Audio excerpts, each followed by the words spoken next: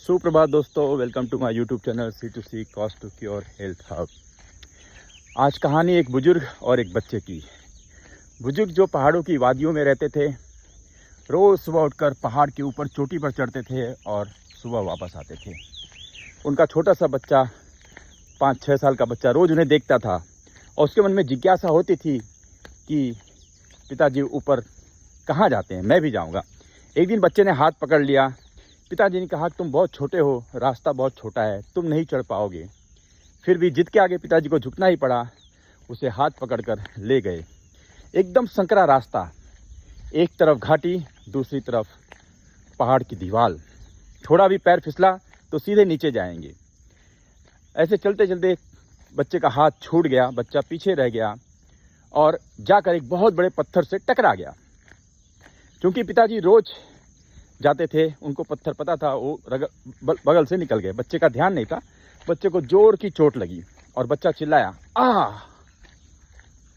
कैसे ही बच्चा जोर से चिल्लाया, आ, तो पूरी वादियों से एक जोर से आवाज आई, आ, और उसके कान में गूंजी, आ आ आ।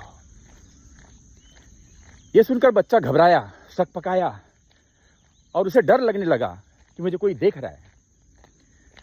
बच्चा जोर से फिर से चिल्लाया, कौन हो तुम, कौन हो तुम, कौन हो तुम, कौन हो तुम। वादियों से आवाज आई फिर से। बच्चा एकदम घबरा गया और रोने लग गया। रोने की आवाज सुनकर पिताजी पीछे आए और उन्हें पूछा कि क्या हुआ। बच्चे ने पूरा बताया कि मुझे कोई देख रहा है, वहां से आवाज आ रही है, मुझे कोई देख रहा है। पिताजी को सारा माजरा समझ में आ गया और पिताजी ने जोर से चिल्लाया, मैं तुमसे बहुत मोहब्बत करता हूं। वादियों से आवाज आई, मैं तुमसे बहुत मोहब्बत करता हूं, करता हूं, करता हूं, करता हूं।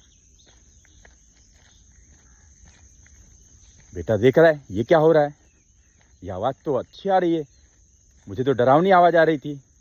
पिताजी ने तो बताया, इनको बोला, मैं तुझसे बहुत प्यार करता हूं। फिर पिताजी ने बोला कि मैं तुम्हें बहुत चाहता हूं।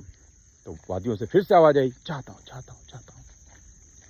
ये सब देखकर पिताजी को लगा कि अब बच्चे को समझाना चाहिए कि माजरा क्या है। बच्चे को उन्होंने समझाया, देखो बेटा, हम जो बोलेंगे ये वादियों से वही आवाज़ आएगी। ये इकोसिस्टम है, यहाँ पर आपकी आवाज़ जाकर वापस आती है। और हमारे जीवन में भी ऐसा ही होता है। हम अपने अंदर जो भी सोचेंगे वही आवाज़ हमें सुनाई देती है। कहानी का सार दोस्तों यही है कि भले से हम बाहरी दुनिया में कुछ भी बोले, लेकिन अंदर से हम जो सोच रहे होंगे हमें प्रकृति वही वापस देती है। मान लीजिए भगवान की पूजा कर रहे हैं और हम कहते हैं, हे भगवान, मुझे बहुत धन दौलत मिल जाए, मैं बहुत अमीर बन जाऊं, लेकिन मन ही मन सोचते हैं कि हमारे परिवार में तो कभी कोई करोड़पति बना ही नहीं है। तो जो अंदर की ध्वनि है वही हमें वापस मिलती है।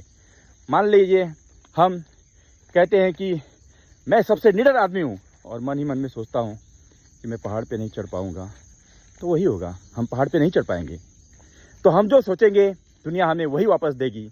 मान लीजिए हम जाते हैं और एक सैलरी नेगोशिएशन में बैठे हुए हैं, एक कंपनसेशन नेगोशिएशन में बैठे हुए हैं और हमारी इच्छा है कि हमको 60 लाख की जॉब मिल जाए, 50 लाख की जॉब मिल जाए, 20 लाख की जॉब मिल जाए, लेकिन हम मन ही मन सोच रहे हैं कम से कम 30 लाख तो दे ही देगा, 15 लाख तो दे ही देगा, 10 लाख तो दे ही देगा।